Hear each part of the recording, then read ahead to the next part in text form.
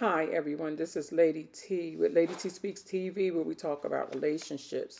A few weeks ago, I started a series on identifying domestic and intimate partner abuse. And the last video, we talked about 4 cycles of abuse. And it's a social psychotheory written by Dr. Lenore E. Walker. And there are 4 cycles. One is tension building, acute violence, reconciliation, honeymoon, and calm. So the battered person syndrome is what is called is a physical and psychological condition of a person who has suffered usually persistent emotional, physical, or sexual abuse from another person. And I wanted to read some of the stats, um, which are they just horrifying, and I wanted to share this. So it says 1 out of 3 million women are victims of physical assault by an intimate partner each year. 1 out of 3 million women are victims of physical assault by an intimate partner each year. 85% of domestic violence victims are women, according to the Bureau of Justice Department. Historically, females have been most often victimized by someone they knew. Females who are 20 to 25 years of age are at the greatest risk of non fatal intimate partner violence. Most cases of domestic violence are never reported. Now, out of those that are not reported, like I said, 1.3 million women are victims of physical assault from an intimate partner. I want to read a little story that I saw on the cycle of abuse, and I thought that this would be really valuable information. This is a woman talking about the man that was her abuser when she first met him. So he was cute, charming, smart, and funny. Of course he was, because if she had seen who he really was at the beginning, she would not have stayed. Abuse has to come as a shock when it starts. Otherwise, she wouldn't have been there to begin with. He was a dream, and if anyone had told her that later he would control every move she made, beat her, and call her names, she wouldn't have believed them. That's the point. Sadly, domestic violence isn't an uncommon occurrence. One of three, 1/3 of American women will experience stalking or domestic abuse in her lifetime. Little does she know that when this charming young man starts to show his true colors, how common the pattern is and how many women share a similar experience. The first step of domestic violence is to charm the victim. This often entails the abuser making the victim feel like she's dominant in the relationship. The abuser adores her because she's everything he ever wanted. He's so lucky to have her, and this makes her feel confident that she holds the power in the relationship. The second step is to isolate the victim.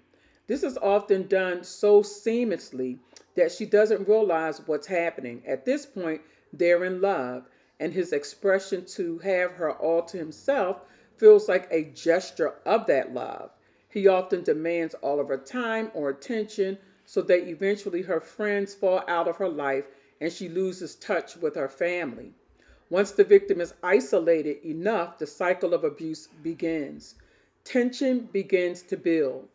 The abuser may threaten violence to see how his victim responds. He starts to call her names and verbally abuse her. The victim often tries to please the abuser by trying to avoid situations that end in the verbal abuse, but it doesn't stop the next phase of the cycle from happening. Eventually, the tensions peak and an episode of physical abuse occurs. More often than not, the abuser blames the victim for the outburst, making it sound like it was something she did that triggered him. However, his abuse is out of control. As the tension builds, something is going to set him off into an abusive episode, period. So it's nothing she could do. This is something that's going on inside of the abuser. The last phase in the cycle is the honeymoon phase. After an episode of abuse, the abuser tries to minimize the episode and often apologizes and attempts to convince his victim that it will never happen again. He's loving and kind during this phase and appears to be making a concise effort to not abuse his victim again. Maybe he is making an effort, but it's not long before the cycle starts over. When one is falling into a cycle of domestic violence, it can be very hard to see. And once one does see it, can be even harder to get out. 70% of murderers in domestic violence situations happen when the victim attempts to leave the abuser. Because at that point, the abuser has nothing left to lose. Often, people wonder why someone trapped in this cycle don't just leave. People who have experienced abuse know that it can be very dangerous to leave an abuser. It's a scary situation, but it's not hopeless. If you or someone you love is getting wrapped up in this cycle of domestic violence, call the domestic violence hotline, which I gave you. I'll give it to you.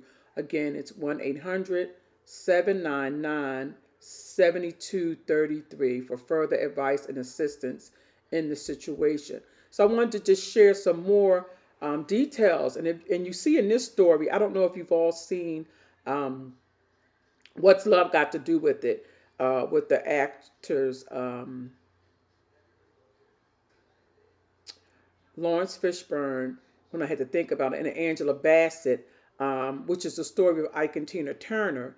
If you've seen that, that's something that you could take a look at it and compare, because Ike was extremely abusive to Tina, and in some of the scenes in the movie you saw where after he had brutally beat her, he bought her a gift, and she stayed, and she had her reasons why she stayed.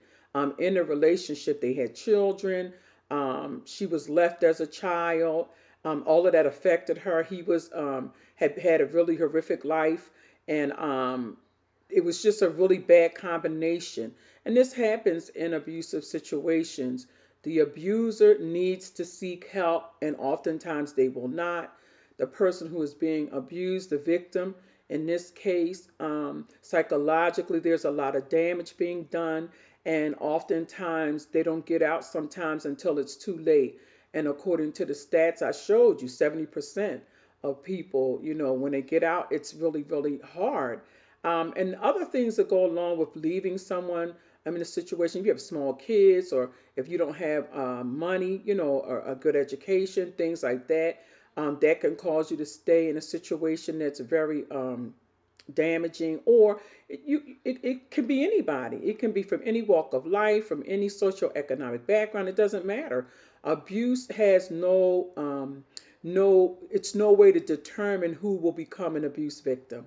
There's no way based on economics, social status, none, because a lot of times it's what's going on inside of the two people in a situation. In the case of the person who's being abused, the victim, at some point there was love there was adoration, and then the person became abusive. And sometimes the victim, they blame themselves. They feel like it's something that they could do or couldn't have done, something they could change. But in our honesty, you can't. That person needs to get some psychological support. They need to get help, and you need to get out of the situation. I'll come back and I'll talk some more, because I'm getting deeper and deeper into this. And why am I doing this? Because I want to expose this. If it's 1.3 million women each year still going through this, then this is something we need to talk about. We need to discuss, and we need to find solutions and resolutions to get out of this, so that women can get the help that they need. And they said women between the ages of 20 and 24, they're more than likely to be in an abusive situation, and that's really scary. And it's hard to think in this day and time that this is still happening. So I want to do my part to share the information, to impart this on this YouTube channel. Again, I'm going to go into more detail about some other things concerning intimate domestic abuse, in an intimate relationship. Talk about aspects of what happens to long term for the children who are involved, for the person who needs to get out. What happens, because people do get out. There is hope.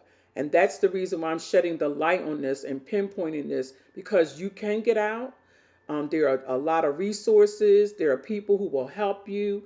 And I pray that you get the courage to get out, that God will empower you, that you will find out that that is not the life that God has for you, but that God has a good life for you. He wants you to be successful. He wants you to have love, respect, and honor. And anyone who does not honor you in that manner, you don't need to be with them. But again, this is a situation that is not easy to get out of. However, you can get out.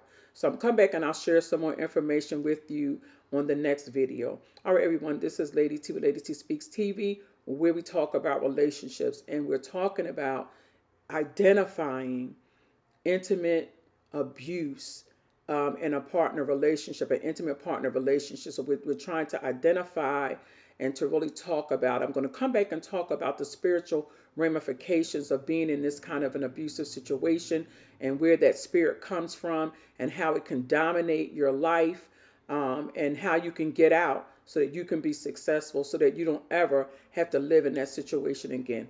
All right, take care, everyone, and I'll talk to you all soon.